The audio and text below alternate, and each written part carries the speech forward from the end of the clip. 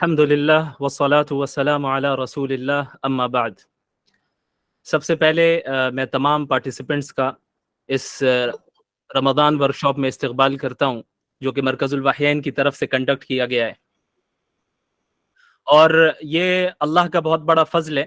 ہمیں اس پر اللہ کا شکر ادا کرنا چاہیے کہ اللہ نے ہمیں رمضان سے پہلے رمضان کی تیاری کرنے کے طریقے کے متعلق سننے کی توفیق عطا فرمائی، کہ اللہ رب العالمین نے ہمیں یہ توفیق دی ہے کہ ہم اس ورکشاپ میں جوائن ہوں۔ ظاہر ہے جو حضرات بھی جوائن ہوئے ہیں ان کے اندر یہ خواہش ہے کہ ہم کس طریقے سے اپنے آنے والے رمضان کو زیادہ سے زیادہ بہتر بنا سکیں، اور کس طریقے سے آنے والے رمضان میں ہم اللہ کو زیادہ سے زیادہ راضی کر سکیں۔ تو یہ توفیق ملنا، یہی اللہ کی خوشنودی اور اس کی رضامندی کا پہلا اسٹیپ ہے کہ آپ کو اللہ نے یہ توفیق دی ہے، ہمیں اللہ نے یہ توفیق دی ہے۔ اب اس توفیق کا صحیح استعمال کر کے ہم کس طریقے سے اللہ رب العالمین کو راضی کرنے والے بن جائیں، اور رمضان کے صحیح اہمیت، اس کی جو اصل ہمیں جس طرح قدر کرنی چاہیے اس طرح قدر کرنے والے بن جائیں۔ ابھی مجھ سے پہلے ہمارے مرکز الوحیین کے استاذ جناب مفتی انعام الحسن صاحب تھے، جنہوں نے آپ کے سامنے مرکز الوحیین کا بھی انٹروڈکشن کروایا، اور پھر اس ورکشاپ، رمضان ورکشاپ کا کے پیچھے کیا مقصد ہے اور ہم نے اسے کیوں کنڈکٹ کیا ہے اسے بھی آپ کے سامنے پیش کیا، اور چند باتیں انہوں نے فرمائی ہیں اسے بھی اپنے ذہن میں رکھیں کہ یہ جو لیکچرز دیے جائیں گے، جو مختلف ٹاپکس پہ ٹوٹل 6 سے 7 ٹاپکس کور کیے جائیں گے ان 2 دن میں، آپ اپنے قلم اور کاپی کو اپنے ساتھ رکھیں، نوٹ بک کو اپنے ساتھ رکھیں، اور اپنی کنوینئنس کے اعتبار سے جس لینگویج میں آپ کو آسانی ہو امپورٹنٹ پوائنٹس کو ضرور نوٹ کریں۔ ہمارے جو سلف صالحین تھے رحمہم اللہ، ان کا یہ معمول رہا ہے کہ وہ جو علم سیکھتے تو اپنے علم کو وہ قلم بند کر لیا کرتے، یعنی اسے نوٹ کر لیا کرتے، لکھ لیا کرتے، کیونکہ انسانی میموری جو ہے وہ کب بھول جائے، وہ چیزیں کب نکل جائیں انسانی میموری سے، اس کا پتہ نہیں ہے کسی کو۔ لہٰذا لگتا ایسا ہے کہ ہم ساری چیزیں یاد کر لیں گے، لیکن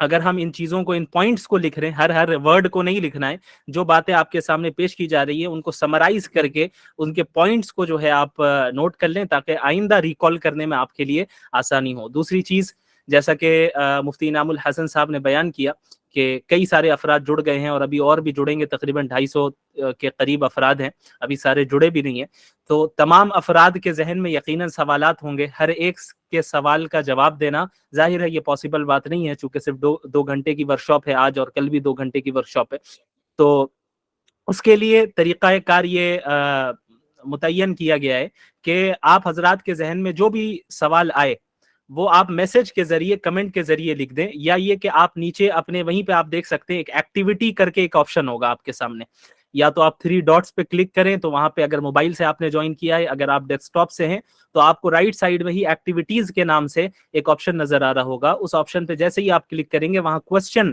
کرنے کا آپشن آپ کو مل جائے گا۔ اگر ایکٹیویٹیز کا آپشن کسی کو نہیں مل رہا ہے تو کوئی گھبرانے کی بات نہیں ہے، نارمل جو چیٹ کرنے کا آپشن ہے، جو نارمل میسیجز کا آپشن ہے، وہاں پہ بھی آپ اپنے کوسچنز لکھ سکتے ہیں، تو ان میں سے 2-3 سوالات ہر اسپیکر کے بعد کوشش کی جائے گی کہ ان سوالات کو لیا جائے، اہم سوالات جو نظر آئیں انہیں ہم لیں انشاءاللہ تعالی۔ تو جو میرا ٹاپک ہے وہ ہے ویلکمنگ رمضان، کہ ہم رمضان کا استقبال کس طرح کریں۔ ہم دیکھتے ہیں معاشرے میں کہ رمضان کے استقبال کرنے کے مختلف طریقے ہوتے ہیں، مختلف پروگرامز منعقد کیے جاتے ہیں، مختلف سیمینارز ہوتے ہیں، اور مختلف جو ہیں تقریریں ہوتی ہیں، ورکشاپ جو ہم کر رہے ہیں یہ بھی ایک طریقہ ہے۔ البتہ یہ جو سارے طریقے ہیں یہ رمضان کے استقبال کرنے کا اصل طریقہ نہیں ہے، بلکہ یہ ذریعہ ہے کہ اس ذریعے کے واسطے سے ہم یہ جان سکیں کہ استقبال رمضان کس طریقے سے ہونا چاہیے۔ رمضان کو ویلکم ہم اس ورکشاپ سے نہیں کر رہے ہیں، رمضان کا استقبال ہم تقریروں کے ذریعے یا پروگرامز کے ذریعے نہیں کرتے ہیں۔ سلف صالحین، اللہ کے رسول صلی اللہ علیہ وسلم اور صحابہ کرام نے جس طریقے سے رمضان المبارک کا استقبال کیا ہے، اس طریقے کو جاننے کے لیے اس ورکشاپ کو منعقد کیا گیا ہے۔ تو ہم نے ورکشاپ کو جوائن کر لیا تو اس کا یہ مطلب نہیں کہ ہم نے رمضان کا استقبال کر لیا، رمضان کا استقبال کرنا ابھی باقی ہے۔ تو رمضان کا استقبال اللہ کے رسول صلی اللہ علیہ وسلم اور صحابہ کرام کس طرح فرمایا کرتے تھے، اسے ہمیں جاننا ہے۔ آپ کو معلوم ہونا چاہیے کہ اللہ کے رسول صلی اللہ علیہ وعلی آلہ وصحبہ وسلم شعبان کے مہینے سے ہی رمضان کی تیاریاں شروع کر دیتے تھے۔ حضرت عائشہ رضی اللہ عنہا فرماتی ہیں کہ اللہ کے نبی صلی اللہ علیہ وسلم جتنے زیادہ نفلی روزے شعبان کے مہینے میں رکھا کرتے تھے اتنے زیادہ نفلی روزے کسی اور مہینے میں نہیں رکھتے تھے۔ اتنا اہتمام ابھی سے ہوتا تھا۔ حضرت اسامہ بن زید رضی اللہ عنہ نے اللہ کے رسول صلی اللہ علیہ وسلم سے یہ سوال کر لیا کہ یا رسول اللہ صلی اللہ علیہ وسلم، کیا مسئلہ ہے کہ ہم آپ کو دیکھتے ہیں کہ آپ شعبان کے مہینے میں بڑے کثرت کے ساتھ روزے رکھتے ہیں؟ تو اللہ کے نبی صلی اللہ علیہ وسلم نے اس کے پیچھے جو وجہ تھی، جو ریزن تھی، وہ آپ صلی اللہ علیہ وسلم نے بیان فرمایا۔ وہ کیا اللہ کے نبی صلی اللہ علیہ وسلم نے کون سی بات ارشاد فرمائی؟ آپ صلی اللہ علیہ وسلم نے فرمایا کہ دیکھو، شعبان کا مہینہ رجب اور رمضان کے درمیان کا مہینہ ہے، بیچ کا مہینہ ہے۔ رمضان اور رجب اور رمضان کے درمیان شعبان ہے، اس کے بیچ میں شعبان ہے۔ اور یہ ایک ایسا مہینہ ہے جس میں اکثر لوگ غافل رہتے ہیں، لوگ اکثر غفلت میں رہتے ہیں۔ اور یہ ایک ایسا مہینہ ہے جس میں پورے سال کے اعمال، جو گڈ ڈیڈز یا کوئی بھی ڈیڈز، برے ڈیڈز ہوں یا اچھے ڈیڈز ہوں، انسانوں کے اعمال، انسانوں کے ڈیڈز اللہ رب العالمین کے سامنے پیش کیے جاتے ہیں۔ تو مجھے یہ بات پسند ہے کہ میرے اعمال، میرے ڈیڈز اللہ کے نبی اللہ رب العالمین کے پاس اس حال میں پیش کیے جائیں کہ میں روزے سے رہوں۔ تو آپ صلی اللہ علیہ وسلم نے اس میں شعبان کی اہمیت بھی بیان کر دی، اور یہ بھی بیان کر دیا کہ رمضان کی تیاری ہمیں شعبان سے ہی شروع کر دینی ہے۔ تو آپ صلی اللہ علیہ وسلم روزے بھی رکھنا شروع کر دیتے اور عبادات بھی کثرت سے کرتے۔ کیوں؟ کیونکہ ظاہر ہے رمضان کا ایک ایک منٹ بڑا قیمتی ہے۔ اب عموماً کیا ہوتا ہے؟ عموماً یہ ہوتا ہے کہ جب ہم رمضان کے پورے سال ہم نے تو روزے رکھے نہیں، نفلی روزوں کی عادت رہی نہیں، اب رمضان سے جب ہم نے روزہ رکھنا شروع کیا تو شروع کے ایک ہفتے تو ہمیں روزے سے اور عبادات سے یوز ٹو ہونے میں ہی لگ جاتا ہے۔ تو شروع میں طبیعت بھی خراب ہوتی ہے، روزے رکھنے سے طبیعت بھی بگڑ جاتی ہے، چونکہ ابھی پورے سال ہم نے رکھا نہیں، ہمیں اس کی عادت ہی نہیں رہی۔ تو اب ہم نے جب روزے رکھنا شروع کیا ایک سال کے بعد، تو پھر ہمارے جسم میں بھی ہمیں تکلیف ہونے لگی، طبیعت بھی خراب ہونے لگی، اور پھر ایکٹیو بھی ہم زیادہ نہیں رہ پائے۔ تو اس روزے سے یوز ٹو ہوتے ہوتے تقریباً ایک ہفتہ رمضان کا گزر جاتا ہے، اس کے بعد پھر ہم عادی ہو جاتے ہیں روزے کے۔ لیکن اس کی وجہ سے کیا ہوا؟ شروع کے ایک ہفتے میں جس طرح ہمیں اللہ کی زیادہ سے زیادہ عبادت کرنی چاہیے تھی، اس میں ہم پیچھے رہ جاتے ہیں۔ تو اللہ کے نبی صلی اللہ علیہ وسلم اور صحابہ کرام اور سلف صالحین رحمہم اللہ، یہ حضرات شعبان سے ہی روزہ رکھنا شروع کر دیتے تھے، شعبان کے ہی سے ہی روزے رکھنے شروع کر دیتے تاکہ عادی ہو جائیں اسی مہینے میں، اور جو کچھ شروع میں طبیعت خراب ہونی ہے اور دیگر پریشانیاں ہونی ہے وہ شعبان میں ہی ہو جائے۔ اب جب رمضان کا مہینہ شروع ہو رہا ہے تو پورے ایکٹیو ہو کر جو ہے ہم عبادات کریں۔ اسی طرح بہت سے لوگوں کا عام دنوں میں قیام اللیل کرنے کی عادت نہیں ہوتی، تہجد کرنے کی عادت نہیں ہوتی، تو اللہ کے نبی صلی اللہ علیہ وسلم اور صحابہ کرام اور ہمارے جو علماء اور سلف صالحین گزرے ہیں، وہ شعبان میں عبادتوں کی کثرت کرنے لگتے، عبادتوں کی تعداد بڑھا دیتے۔ رمضان میں جو معمولات اور جو شیڈیول عبادتوں کی ہوتی ہے اس سے ملتے جلتے شیڈیول پر وہ عمل کرنے شعبان سے ہی لگ جاتے، تاکہ رات کی نمازوں کی بھی عادت شعبان میں ہی لگ جائے، رمضان میں جا کے جو ہے وہ پریشانی نہ ہو۔ تو رمضان المبارک کا استقبال بھی ہمیں اسی طریقے سے کرنا ہے۔ تو سب سے پہلی چیز تو یہ ہے کہ اپنی نیت کو خالص کریں، اور اس چیز کو ذہن سے نکال دیں کہ اس آنے والے رمضان کو ہم رسم و رواج کی طرح نہیں گزاریں گے کہ ہر سال رمضان آ رہا ہے، بس وہ افطار پارٹی ہوتی ہے، سحری کرنا ہے، رات میں گھومنا ہے، تراویح پڑھنی ہے امام صاحب کے پیچھے، اور دن بھر میں روزہ رکھنا ہے، بس یہی ہے۔ تو ہم نے ایک رسم بنا لیا اس کو کہ بھئی یہاں سب کر رہے ہیں تو ہم بھی کرنا ہے۔ تو اس چیز کو سب سے پہلے کلیئر کریں اپنے ذہن میں کہ ہم رسم کے طور پہ روزہ نہیں رکھتے، ہم اسے عبادت سمجھ کے رکھتے ہیں، اور اس کے پیچھے جو فضائل ہیں اور جو اہمیت ہے اس کو ذہن میں رکھتے ہوئے کرتے ہیں۔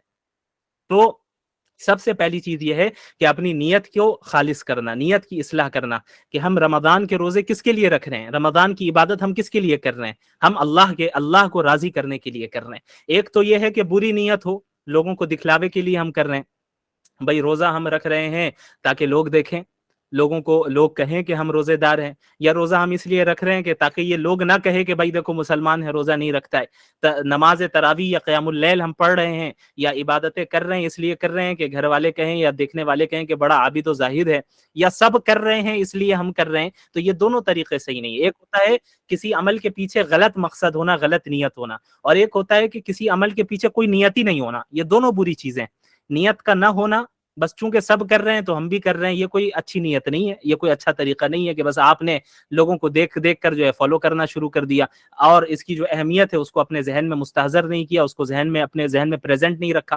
اور بری نیت ہو تو یہ بھی بڑی خطرناک چیز ہے. تو ہماری نیت کیا ہونی چاہیے؟ ہماری نیت یہ ہونی چاہیے کہ ہم رمضان میں تمام عبادتوں کو, چاہے وہ روزہ ہو یا رات کی نماز ہو یا اس کے علاوہ غریبوں کے درمیان صدقہ و خیرات کرنا ہو, افطار کرانا ہو یا سحری کرنا ہو یا نمازوں کا اہتمام ہو, صدقات کا اہتمام ہو, ذکر و اذکار کا اہتمام ہو, یہ سب ہم صرف اللہ کو راضی کرنے کے لیے کر رہے ہیں اور اس لیے کر رہے ہیں کہ اللہ سے تقرب حاصل ہو جائے. رمضان کا جو مہینہ ہوتا ہے یہ ایک ٹریننگ تربیتی کورس ہوتا ہے. 1 مہینے کے کورس سے اللہ رب العالمین ہمیں گزارتے ہیں کہ پورے 11 مہینے جو ہے ایک بندہ دنیا کے پیچھے بھاگتا رہتا ہے اور کبھی اکثر ایسا ہو جاتا ہے کہ دنیا غالب آ جاتی ہے, اللہ کو بھول جاتا ہے. دنیا غالب آ جاتی ہے, اللہ کو وہ بھول جاتا ہے. تو رمضان کے مہینے میں ٹریننگ ہو رہی ہوتی ہے کہ بھائی اب آ جائیں, جہاں جہاں بھٹکے ہوئے جو ہیں, اللہ آواز لگا رہا ہے کہ سب آئیں اور اپنی اصلاح کر لیں, آئیں اور ہمارے قریب آئیں. اب آپ دیکھیں اللہ کے نبی صلی اللہ علیہ وسلم نے رمضان کے متعلق کیا فرمایا. اللہ کے نبی صلی اللہ علیہ وسلم نے فرمایا کہ جب رمضان کا مہینہ شروع ہوتا ہے تو فتحت ابواب الجنہ واغلقت ابواب النار, کہ جنت کے دروازے کھول دیے جاتے ہیں اور جہنم کے دروازے بند کر دیے جاتے ہیں. کیوں بھائی, ایسا کیوں کیا جاتا ہے؟ اس کا کیا تعلق ہے؟ ابھی تو ہمیں جنت میں اٹھ کے جانا نہیں, ایسا تو نہیں عید کے دن ہی جنت چلے جائیں یا عید کے دن ہی جہنم چلے جائیں, ایسا تو نہیں ہوتا ہے. کیوں ایسا پھر اللہ تعالیٰ فرماتے ہیں ایسا اس لیے کرتے ہیں چونکہ یہ رمضان کا پروٹوکول ہے. یہ رمضان کا پروٹوکول ہے کہ رمضان کی ابتدا ہوگی, جنت کے سارے دروازے کھول دیے جائیں گے اور جہنم کے سارے دروازے بند کر دیے جائیں گے. یہ انڈیکیشن ہے, انڈیکیٹ کرتے ہیں اللہ رب العالمین اس چیز کی طرف کہ اب میری رحمت کا دروازہ پہلے سے زیادہ کھل چکا ہے. تو جتنے بھٹکے ہوئے ہو تم, جتنے بڑے گناہ تم نے اپنے پاسٹ میں کر رکھے ہوں, آؤ اب رجوع کر لو, آؤ اور اب توبہ کر لو, آؤ اور اپنی اصلاح کر لو, میں تمہاری مغفرت فرماؤں گا. اسی لیے اللہ کے نبی صلی اللہ علیہ وسلم کی حدیث میں, حدیث قدسی ہے, جس میں اللہ رب العالمین نے کیا فرمایا ہے کہ لو بلغت ذنوبک عنان السماء, تمہارے گناہ آسمانوں تک کیوں نہ پہنچ جائے. یہ شیطان کے بہکانے کا طریقہ ہے. شیطان کا ایک بہت بڑا ٹریپ ہے یہ, اس کو ذہن میں رکھیں کہ وہ انسان کے ذہن میں یہ بات ڈالتا ہے کہ بھئی تم تو پورے سال گناہ کرتے آئے, تم نے جو اپنے پاسٹ میں فلاں گناہ کیا ہے, تم نے جو ہے غلط تعلقات رکھے, تم نے کسی کا مال دبایا ہے, اور تم نے جو ہے زنا کیا ہے, تم نے یہ کیا ہے, تم نے وہ کیا, یہ سارے گناہ اپنی جگہ پر, اس سے توبہ کرنا ضروری ہے, اور جن کا حق دبایا گیا ہے ان تک حق لوٹانا ضروری ہے. لیکن شیطان کیا وسوسہ ڈالتا ہے؟ شیطان یہ وسوسہ ڈالتا ہے کہ بھئی اب عبادت کر کے کیا فائدہ, تم نے تو پچھلے سال گناہ کیے تھے, ابھی پچھلے مہینے تم نے یہ غلطی کی, پچھلے مہینے تم نے اللہ کی اس طرح نافرمانی کی, تو اب تمہاری دعا کرنے سے جو ہے, تمہاری دعا سے اللہ کوئی تمہیں معاف کرنے والا نہیں ہے, کس منہ سے اللہ کے پاس جاؤ گے؟ یہ شیطان کا ٹریپ ہے, اس سے بچنا ہے. اسی لیے اللہ رب العالمین نے فرمایا قل یا عبادی الذین اسرفوا علی انفسہم لا تقنطوا من رحمت اللہ, کہ اللہ کے رسول آپ میرے بندوں سے کہہ دیجئے. یہ دیکھیں آپ, اللہ بندے کہہ کر پکار رہے ہیں ہر ایک کو, جو بڑے سے بڑا دیندار ہے اس کو بھی, اور جو بڑے سے بڑا گنہگار ہے اس کو بھی, آخر سب اللہ ہی کے بندے. اللہ فرما رہے ہیں کہ آپ میرے بندوں سے کہہ دیجئے لا تقنطوا من رحمت اللہ, کہ تم اللہ کی رحمت سے مایوس نہ ہو, اللہ کی مرضی سے مایوس نہیں ہونا ہے. کیوں؟ کیونکہ مایوسی تو یہ کفار کا طریقہ ہے, مایوسی یہ مسلمانوں کا طریقہ نہیں ہے. لا تقنطوا من رحمت اللہ ان اللہ یغفر الذنوب جمیعا, اللہ رب العالمین تمام گناہوں کو معاف کر دیتا ہے. انہ هو الغفور الرحیم, یقیناً اللہ رب العالمین بار بار معاف کرنے والا اور بار بار رحم کرنے والا ہے. ایک انسان اسے گناہ ہو جائے وہ توبہ کرے, توبہ کا دروازہ موت تک کھلا ہے ہم سب کے لیے. اللہ کے نبی صلی اللہ علیہ وسلم نے فرمایا کل بنی آدم خطاؤون وخیر الخطائین التوابون, کہ تمام انسان گناہگار ہیں, تمام انسان گناہگار ہیں, اور سب سے بہترین گناہگار وہ ہیں جو بار بار توبہ کرے, بار بار اللہ کی طرف رجوع کرے. تو جب ہم توبہ کر رہے ہوں تب تو پکا عزم ہونا چاہیے کہ آئندہ کبھی نہیں کرنا ہے, کبھی نہیں کرنا ہے. لیکن نفس اگر کبھی ان فیوچر غالب آ جائے یا شیطان کے وسوسے سے انسان مغلوب ہو جائے تو اور گناہ کر بیٹھے, تو اس کا یہ مطلب نہیں کہ اب چونکہ توبہ ٹوٹ گئی ہے اب کوئی ریٹرن ہونے کا دروازہ نہیں, ایسا نہیں ہے. پھر آپ اسی پکے عزم کے ساتھ توبہ کریں. تو رمضان کے مہینے کا استقبال ہمیں توبہ کے ذریعے کرنا ہے، اپنی نیت کی درستگی کے ذریعے کرنا ہے، اس میں اخلاص پیدا کر کے کرنا ہے کہ ہم جو کام کرنے کے لیے جا رہے ہیں وہ اللہ رب العالمین کے لیے ہی کرنے جا رہے ہیں. اور اسی طرح اللہ کے نبی صلی اللہ علیہ وسلم نے رمضان میں جو ہے روزوں کی جو اہمیت ہے اسے بھی بیان کیا. روزہ کیوں رکھتے ہیں؟ قرآن کریم میں اللہ نے کیا فرمایا ہے؟ یا ایھا الذین آمنوا کتب علیکم الصیام کما کتب علی الذین من قبلکم لعلکم تتقون، کہ اے ایمان والو تم پر روزے اس لیے فرض کیے گئے ہیں جیسے تم سے پہلے کے لوگوں پر فرض کیے گئے تھے، اور اس لیے فرض کیے گئے ہیں تاکہ تم متقی ہو جاؤ، تقوی والے ہو جاؤ. تو روزے کا مقصد باڈی فٹنس نہیں ہے، روزے کا مقصد کیا ہے؟ تقوی حاصل کرنا ہے. بعض لوگ سائنٹیفک بینیفٹس کو روزے کا مقصد قرار دیتے ہیں، یہ غلط بات ہے. ابھی آپ جو ہے وہ ڈائٹری اینڈ سلیپنگ ہیبٹس کے اوپر بھی جو ڈاکٹر صاحبہ آئیں گی وہ گفتگو کریں گی، تو سائنٹیفک بینیفٹ بھی ہو سکتا ہے بعض بتائیں، تو اسے بھی اچھے سے سننا ہے. لیکن یہ یاد رکھنا ہے کہ وہ سائنٹیفک اور میڈیکل بینیفٹس روزے کا مقصد نہیں ہے، وہ روزے کے فائدے ہیں، سیکنڈری درجے کی چیزیں ہیں. وہ اصل مقصد کیا ہے روزے کا؟ عبادات کا اصل مقصد کیا ہے؟ اللہ کو راضی کرنا اور تقوی حاصل کرنا. تقوی کہتے کسے ہیں؟ حضرت عمر بن خطاب رضی اللہ عنہ نے ایک مرتبہ حضرت عبداللہ بن مسعود رضی اللہ عنہ سے سوال کیا کہ بتائیں آپ کے تقوی کسے کہتے ہیں؟ تو حضرت عبداللہ بن مسعود رضی اللہ عنہ نے فرمایا کہ اے امیر المومنین، کیا آپ نے کبھی ایسے راستے سے گزرے ہیں کہ چاروں طرف یا دونوں طرف سے دھاردار جو ہے درخت یا جو ہے وہ پیڑ پودے ہوں کانٹے والے، جس میں چاروں طرف سے کانٹے لگے ہوں اور بیچ میں راستہ بالکل پتلا ہو؟ تو حضرت عمر بن خطاب رضی اللہ عنہ نے فرمایا کہ ہاں، ایسے راستے سے ایک مرتبہ گزرنا ہوا ہے. تو عبداللہ بن مسعود رضی اللہ عنہ نے حضرت عمر بن خطاب رضی اللہ عنہ سے فرمایا کہ تو بتائیں آپ پھر اس راستے سے کیسے گزرے تھے؟ تو حضرت عمر رضی اللہ عنہ نے فرمایا کہ میں نے اپنے ہاتھ کو اور اپنے کپڑوں کو، اپنے دامن کو، اپنے آستین کو سمیٹ لیا اور بالکل سیدھے راستے سے آگے نکل گیا. حضرت عبداللہ بن مسعود نے فرمایا کہ بس یہی تقوی ہے کہ آپ کے معاشرے میں آپ جہاں رہ رہے ہیں چاروں طرف سے گناہ کے کانٹے اور فتنوں کے کانٹے موجود ہیں.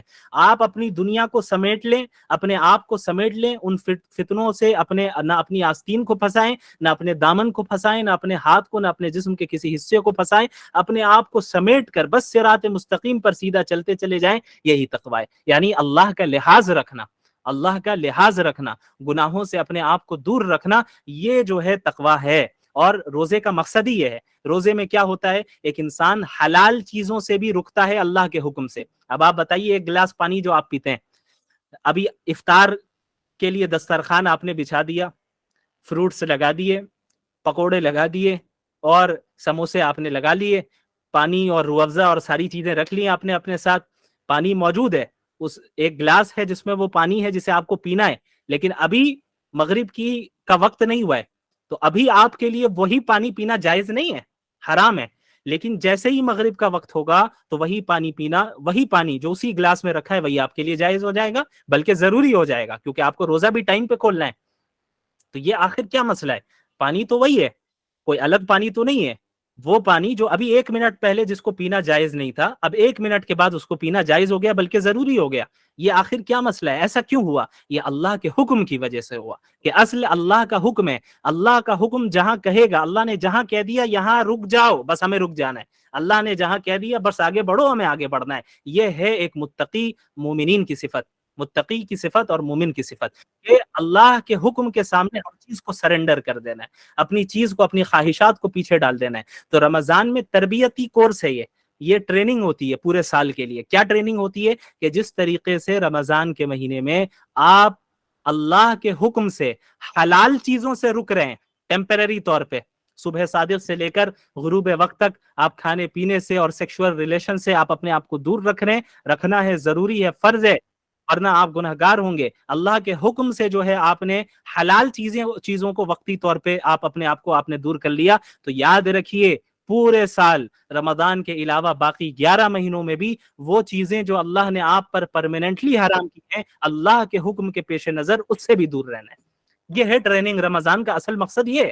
لیکن ہمارے یہاں رمضان کو بس ایک کھیل کود اور ایک جو ہے بس کھانے پینے کا مہینہ بنا دیا گیا ہے. ہمارے یہاں بس جو ہے خواہ کے نعروں اور جو ہے خواہ کے پروگرامز اور افطار پارٹی اور سحری پارٹی، ہم بس اسی میں رہتے ہیں.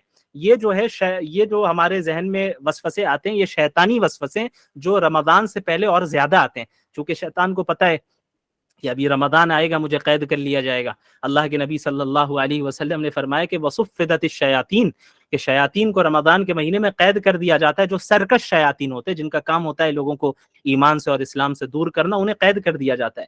تو شیطان بھی رمضان سے پہلے بندوں کی اپنے چیلوں کی اور اپنے ایجنٹس کی ٹریننگ کر کے جاتا ہے، میں تو جا رہا ہوں، تمہیں اپنا باقی کام کرنا ہے ایک مہینے کے لیے، تمہارے حوالے۔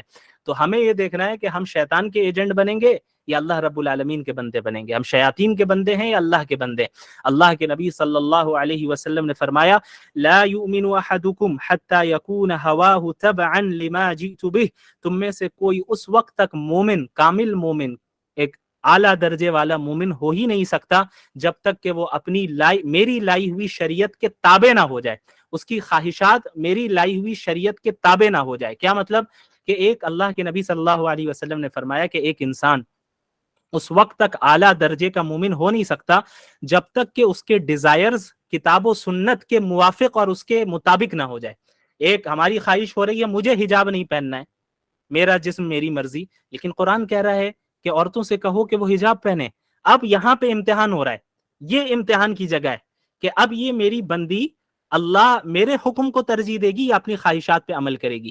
رسول اللہ بیان کر کے چلے گئے صلی اللہ علیہ وسلم کہ مومن تو اس وقت ہو گئے جب اپنے ان ڈیزائرز کو، جو ڈیزائرز اللہ کے احکامات سے اور اللہ کے آرڈر سے ٹکراتے ہوں، ان ڈیزائرز کو چھوڑ کر اللہ کے حکم کو تم ترجیح دو اور اسے ایکسپٹ کرو۔ یہاں امتحان ہے۔ اللہ نے فرما دیا کہ بھئی میرے مومن بندوں سے کہو کہ وہ نمازوں کی پابندی کرے، وہ عورتوں کے حقوق ادا کرے، مردوں سے کہو عورتوں کے حقوق ادا کرے، مردوں سے کہو کہ میری اطاعت کرے، گناہوں میں ملوث نہ ہو، اور تمام بندے بندیوں سے کہو کہ اپنے نظروں کی حفاظت کرے، اپنے آپ کو گناہوں سے رکھے، گناہوں سے دور رکھیں اور ہماری اطاعت کریں۔ اور اب میری کوئی ایسی خواہش ہو رہی ہے، پرسنل ایسی ڈیزائر ہے، ایسا یا ایسی کوئی خواہش ہے جو اللہ کی شریعت سے ٹکرا رہی ہے، تو ایک مومن اپنے ڈیزائر کو اور اپنی خواہشات کو ایسے موقع پر ردی کی ٹوکری میں ڈالتا ہے، وہ اللہ کی اطاعت کرتا ہے، رسول اللہ کی اطاعت کرتا ہے۔ کیوں؟ کیونکہ وہ جانتا ہے کہ یہ دنیا اصل دنیا نہیں ہے، یا چند دن کی زندگی ہے، 40 سال، 50 سال، 60 سال، 70 سال، 100 سال، اور وہ تو آج کل 20 سال کے نوجوان جو ہے ہارٹ اٹیک سے گر کے مر جا رہے ہیں، پتہ بھی نہیں چل رہا ہے کون کب اچانک کس کی موت ہو جا رہی ہے، کسی کو نہیں پتا ہے۔ تو ایک ایسی زندگی جس میں ہمیں موت کا ہی نہیں پتا کہ ہم جو ہے کب موت آ جائے اور کتنے زندہ رہیں گے، اور ہم یہ جانتے ہیں کہ آخرت کی جو زندگی ہے وہ ہمیشہ ہمیش کی زندگی ہے، اور دنیا کا کوئی مقابلہ ہی نہیں آخرت کے ساتھ، یعنی کوئی کمپیر آپ کر ہی نہیں سکتے، کوئی کمپیریزن نہیں ہے۔ اس کی ایک مثال اللہ کے رسول صلی اللہ علیہ وسلم نے دی کہ تم ایک سمندر میں ایک نیڈل ڈالو، سوئی ڈالو، اور اس سوئی کو باہر نکالو، تو اس سوئی پر جو پانی لگا ہے یہ دنیا ہے، اور جو سامنے سمندر موجود ہے یہ آخرت ہے۔ اللہ اکبر!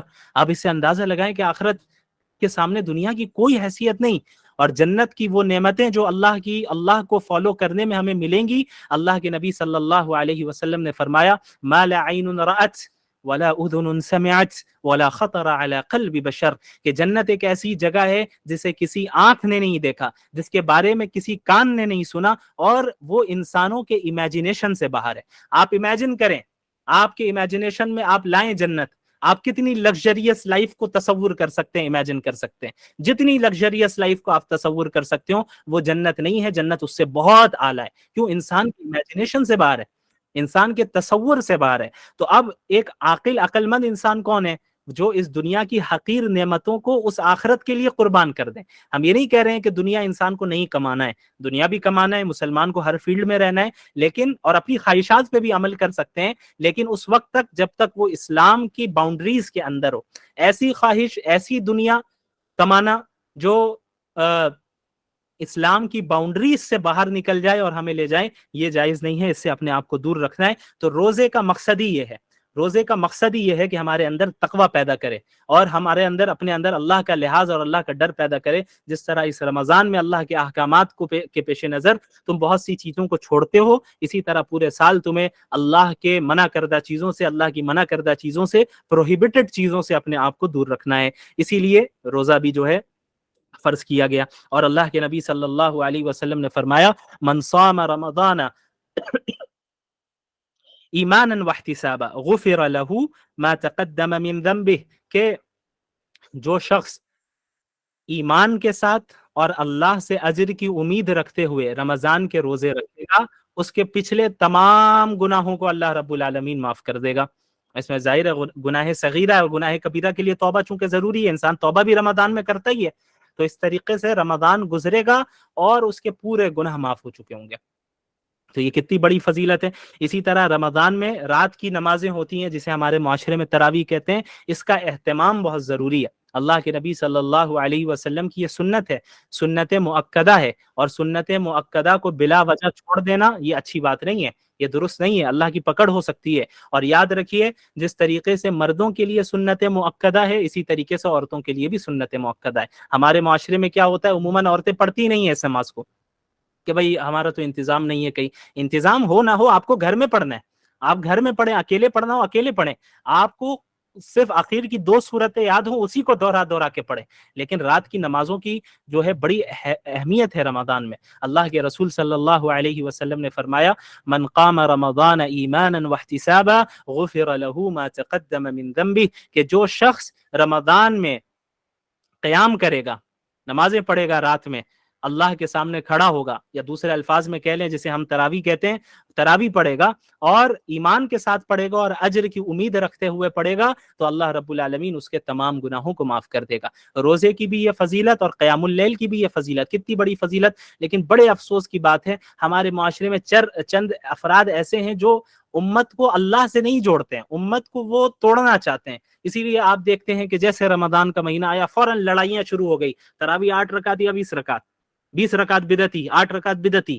یہ بدعتی اور مشرک اور یہ سارے کافر ہونے کا جو ٹرینڈ چل پڑا ہے ہمارے یہاں، یہ بڑے خطرے کی چیز ہے۔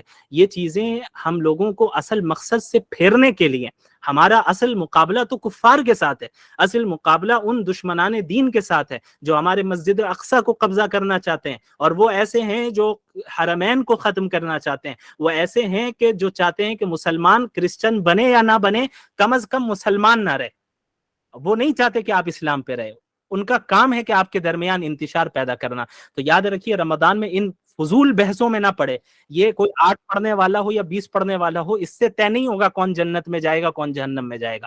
جنت اور جہنم کا مدار صحیح عقیدے اور اعمال صالحہ پر ہے، صحیح عقائد اور اعمال صالحہ پہ۔ باقی جو سب ایشوز ہوتے ہیں، اسلام کے جو فروعی مسائل ہوتے ہیں، سب ایشوز ہوتے ہیں، اس میں علماء کے درمیان اختلاف ہوتے ہیں، اس میں اختلاف کی گنجائش رکھنی چاہیے۔ اس کا سب سے اچھا حل یہ ہے کہ اگر آپ 8 ایسے اسکول آف تھاٹ سے تعلق رکھتے ہیں جس میں تراویح کی نماز 8 ہی رکعت ہے اور تراویح تہجد ایک ہی کو مانتے ہیں، ٹھیک ہے، آپ اس پہ عمل کریں۔ اگر آپ اس پہ عمل کر رہے ہیں تو کوئی کافر اور مشرک نہیں ہو جائے گا، یہ آپ کے طریقہ استدلال ہے، آپ کے پاس اپنی کوئی دلیل ہوگی، لیکن جو 20 پڑھ رہے ہیں ان کو آپ پریشان کرنے لگ جائیں تو یہ طریقہ غلط ہے۔ اسی طرح اگر آپ کوئی ایسے اسکول آف تھاٹ سے تعلق رکھتے ہیں جس کے نزدیک 20 رکعت پڑھنا تراویح یہ مشروع ہے، یہ مسنون طریقہ ہے، اور پھر تہجد کی نماز الگ ہے، تو ٹھیک ہے، آپ اس پہ عمل کریں، آپ کے پاس یقیناً آپ کی اپنی دلیل ہے، اور کتاب و سنت سے اور سلف صالحین سے ہی آپ کی دلیل ہے، آپ اس پہ عمل کریں۔ لیکن جو 8 کا قائل ہے اب انہیں مشرک اور بدعتی قرار دینے لگ جائیں تو پھر یہ طریقہ بھی صحیح نہیں ہے، چونکہ یہ مسئلہ بھی کیا ہے، ایک فرعی مسئلہ ہے، میجر ایشو نہیں ہے اسلام کا، یہ مائنر ایشو ہے، سب ایشو ہے، فروعی مسائل جسے ہم کہتے ہیں۔ تو فروعی مسائل میں اور سب ایشوز میں جہاں اختلاف اور ڈیفرنٹ اوپینینز کی گنجائش ہے وہاں رہنے دیں۔ آپ یہ لڑائیوں میں اگر الجھیں گے تو آپ اپنے رمضان کو برباد کر کے رکھ دیں گے، وقت ہاتھ سے نکل جائے گا۔ کئی سلف صالحین نے اس کی وضاحت کی ہے کہ اگر کسی مردے کو ابھی زندہ کر دیا جائے، سلف صالحین کا قول ہے، حدیث نہیں ہے، یہ یاد رکھیے گا، سلف صالحین میں سے کسی عالم دین کا قول ہے، ان کا نام اس وقت میرے ذہن میں نہیں آ رہا ہے، بڑے مشہور عالم ہیں، جنہوں نے کہا کہ اگر کسی مردے کو زندہ کر دیا جائے اور اس سے پوچھا جائے کہ تمہاری تمنا کیا ہے، تو وہ رمضان کے ایک دن کی تمنا کرے گا۔ اللہ اکبر! یہ اتنا بڑا مقام ہے رمضان کا، اور ابھی ہم مرے نہیں، ابھی ہم زندہ ہیں، تو یہ اللہ کا ہم پر کتنا بڑا فضل ہے کہ اللہ جو ہے ہمیں رمضان کی توفیق دے رہا ہے۔ سلف صالحین کا یہ معمول رہتا کہ رمضان کے آنے سے 6 مہینے پہلے سے ہی اللہ سے دعا کرتے، اللہم بلغنا رمضان، یا اللہ ہمیں رمضان پہنچا دے اور عافیت کے ساتھ، صحت کے ساتھ، ایمان کے ساتھ پہنچا دے، یہ دعا کرتے 6 مہینے پہلے سے۔ اور ابھی رمضان ختم ہوتا تو ختم ہونے کے 6 महीने बाद तक अल्लाह से दुआ करते कि या अल्लाह पिछले रमज़ान में जो इबादतें की हैं उसे आप कबूल फरमा ले। ये तरीक़ा हमारे सलफ़ सालिहीन का रहा, हमारे उलमा का रहा, अकाबिर उलमाए उम्मत का रहा, ये तरीक़ा सहाबाए किराम का रहा, ये तरीक़ा अल्लाह के रसूल सल्लल्लाहु अलैहि वसल्लम का रहा। तो ये हज़रात रमज़ान का इस्तक़बाल इस तरीक़े से किया करते थे, तो हमें भी इसी तरीक़े से रमज़ान का इस्तक़बाल करना है। तो सियाम भी है, रोज़ा भी है, क़याम भी है, उसकी भी भरपूर कोशिश करनी है, और उसके अलावा अपने खाने पीने के निज़ाम को भी दुरुस्त करना है। अभी डाइट वो आप जो डॉक्टर आएंगी वो आपको बताएंगी कि किस तरह करना है, लेकिन इस चीज़ को ज़हन में रखें कि खाने पीने का महीना नहीं है ये महीना शहरुस सब्र है, सब्र का महीना है, जहाँ पे हम अपने डिजायर्स को दबाते हैं और अल्लाह के पीछे, अल्लाह के दीन के पीछे लग जाते हैं। पीछे लगने का मतलब अल्लाह के दीन को फॉलो करते हैं और अल्लाह के अहकामात को ज्यादा से ज्यादा फॉलो करने की कोशिश करते हैं, नवाफिल की कसरत करते हैं, अज़कार की कसरत करते हैं। और रमज़ान में याद रखिए सिर्फ रोजा और तरावी यही 2 अमल नहीं है, इसके अलावा भी बहुत से काम है जो आपको और हमें रमज़ान में करना है। मसलन लोगों की मदद करना, सदका व खैरात देना, सिर्फ ज़कात देना नहीं, सदका आम नफली सदकात। अल्लाह के रसूल सल्लल्लाहु अलैहि वसल्लम के बारे में साहबा ने फरमाया कि वो रमज़ान में इतने ज्यादा सखी हो जाते थे, आम दिनों के मुकाबले में अल्लाह के नबी सल्लल्लाहु अलैहि वसल्लम रमज़ान में बहुत ज्यादा सखी होते, इतने सखी होते जैसे एक तेज हवा की तरह सखी हो जाते। तेज हवा चलती है तो क्या होता है, रास्ते में जितने लोग मौजूद है सबको हवा लगती है ना, ऐसा तो नहीं कि किसी को हवा लग रही है और किसी को नहीं। तो अल्लाह के नबी सल्लल्लाहु अलैहि वसल्लम की सखावत इसी तेज हवा की तरह रमज़ान में हो जाती कि जो सामने आ रहा है हर एक के साथ सखावत का मामला कर रहे हैं, जितनी इस्तिताअत है, जितनी मदद कर सकते हैं करते हैं। कभी क्वांटिटी को के ऊपर फोकस न कीजिए, आपकी इस्तिताअत 1 रुपए देने की है वो दीजिए। सखावत क्वांटिटी से तय नहीं होती, सखावत इससे तय होती है कि आपकी जितनी इस्तिताअत है उसके मुकाबले में आप कितनी खुशदिली के साथ कितना ज्यादा दे रहे हैं अपनी इस्तिताअत के बकदर।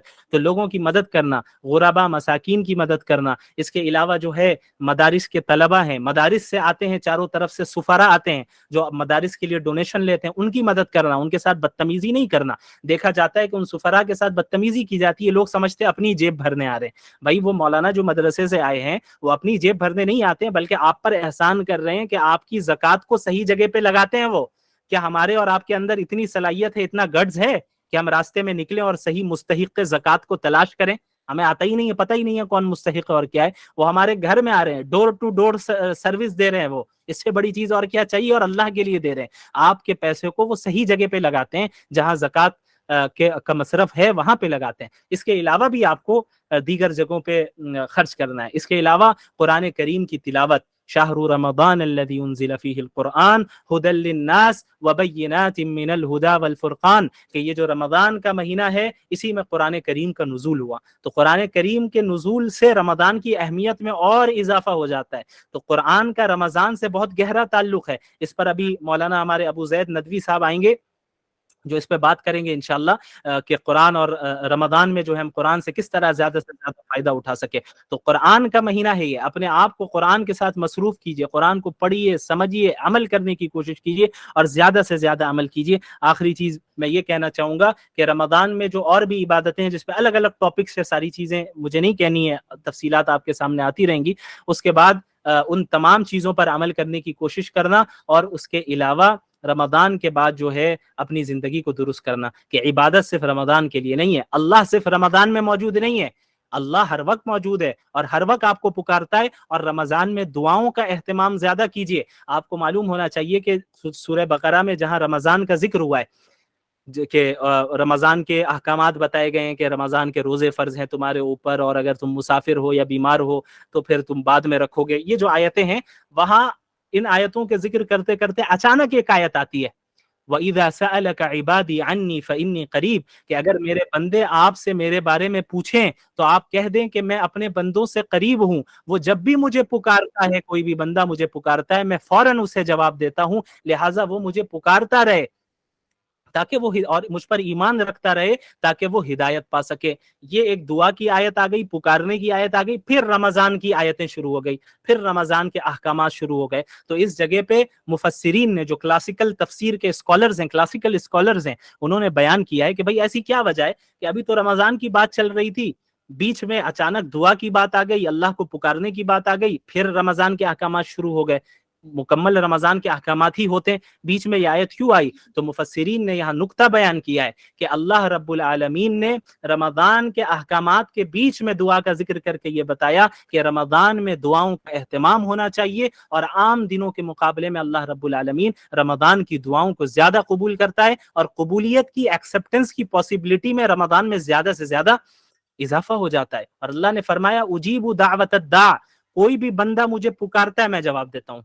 یا یہ نہیں کہا کہ کوئی عالم پکارے، کوئی بزرگ پکارے، کوئی ولی پکارے تبھی میں جواب دوں گا، نہیں، پکارنے والا مجھے پکارتا ہے۔ اب پکارنے والا جتنا بڑا گناہگار ہو، وہ بھی ایک مرتبہ اللہ کو دل سے پکارے گا، اسی وقت اللہ رب العالمین جواب دیتے ہیں۔ تو یاد رکھیے رمضان کا مہینہ ایسا ہے جہاں اللہ نے رحمت کے دروازوں کو کھولا ہے اور آپ کو بلا رہا ہے۔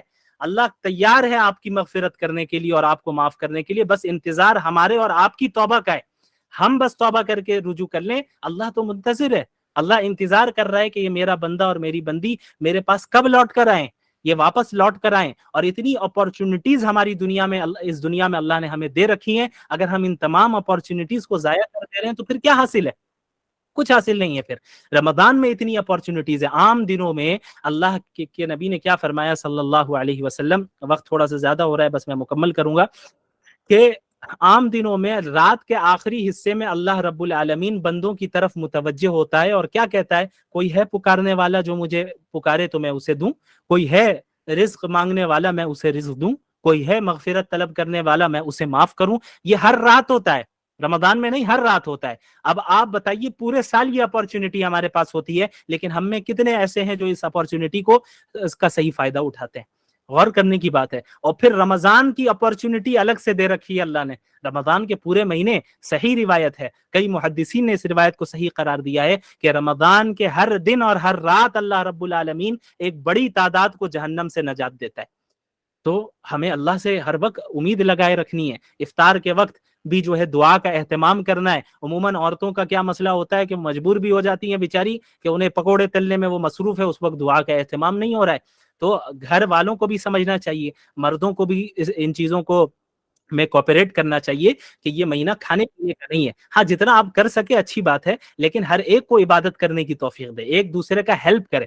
یہ نہیں کہ عورتیں غلام ہوتی ہیں، بیوی غلام ہوتی ہیں، باندیوں کی طرح کھٹتی رہے اور وہ کام کرتی رہے، آپ عبادت کرتے رہے، ماشاءاللہ، یہ بھی نہیں۔ اور اسی طرح عورتوں کے بھی ذمہ داری ہے کہ یہ نہیں کہ شوہر خالی آپ کا ATM مشین ہے اور وہ جو ہے باہر سے بازار سے سامان لاتا رہے گا اور یہ کرتا رہے، آپ گھر میں جو ہے آرام سے رہنا چاہیے اور سامنے والا میرا شوہر جیسا بھی رہ رہا ہے کوئی فرق نہیں پڑتا، یہ بھی غلط ہے۔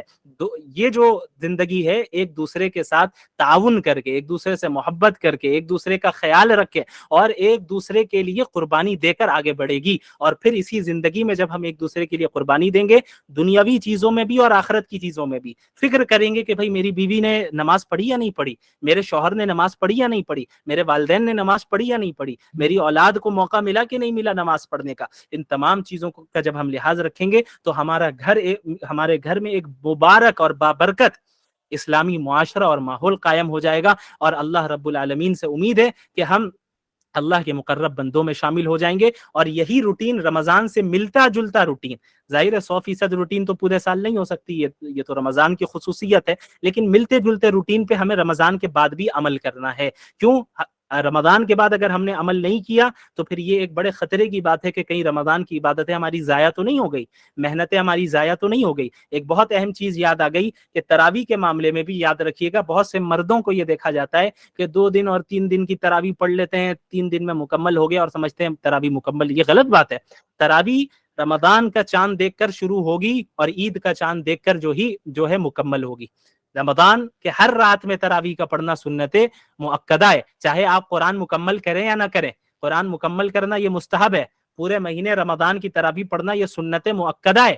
لہٰذا 2 دن 3 دن کی تراویح پڑھ کے سمجھتے ہیں کہ بھائی ہم نے جو ہے ماشاءاللہ تراویح مکمل کر لی اور پڑھنے کی ضرورت نہیں، یہ غلط نظریہ ہے، غلط تصور ہے، اور یہ ایسا نظریہ ہے جو عبادتوں سے بھاگتا ہے۔ اپنے مسجدوں میں ائمہ اور حفاظ کو بھی پریشان نہ کریں، امام صاحب جلدی کیجیے، امام صاحب 5 منٹ تاخیر کیوں ہو گئی، امام صاحب آپ بہت سلو پڑھ رہے ہیں، یہ ساری چیزیں غلط ہیں۔ رمضان کا مہینہ عبادتوں کا مہینہ ہے۔ اللہ کے نبی صلی اللہ علیہ وسلم نے جو 3 دن تراویح جماعت کے ساتھ پڑھائی تھی اپنی زندگی میں، صحابہ فرماتے ہیں کہ ان دنوں ہمیں یہ اندیشہ ہونے لگا کہ کہیں سحری کا وقت نہ نکل جائے، معلوم ہو رہا ہے کہ پوری پوری رات اللہ کے نبی صلی اللہ علیہ وسلم عبادتوں میں رہتے، صحابہ بھی عبادتوں میں رہتے، تو ہم کیوں عبادتوں سے بھاگ رہے ہیں؟ یہ طریقہ صحیح نہیں ہے۔ اللہ رب العالمین ہمیں صحیح طریقے سے رمضان کے استقبال کرنے کی توفیق عطا فرمائے۔ ابھی بھی ایک ہفتہ موجود ہے رمضان کے آنے میں، 5 دن موجود ہے۔ رات کے نمازوں کی ابتدا ابھی سے کر لیجئے۔ اب اگر روزہ نہیں بھی رکھنا ہو، چونکہ اب رمضان قریب ہے، ایسا نہ ہو کہ کمزوری ہو جائے، شروع میں رکھتے آئے ہیں تو ابھی بھی رکھنا چاہے رکھیں اگر استطاعت ہو آپ کی، لیکن رمضان سے 2-3 دن پہلے چھوڑ دیں آپ۔ تو اس کے ساتھ رمضان شعبان میں ہی ابھی اسی ہفتے میں رات میں عبادت کو آپ شروع کر دیں تاکہ رمضان کی تیاری ابھی سے ہو جائے۔ اللہ رب العالمین ہم سب کو ان باتوں پر عمل کرنے کی توفیق عطا فرمائے۔ جزاکم اللہ خیرا۔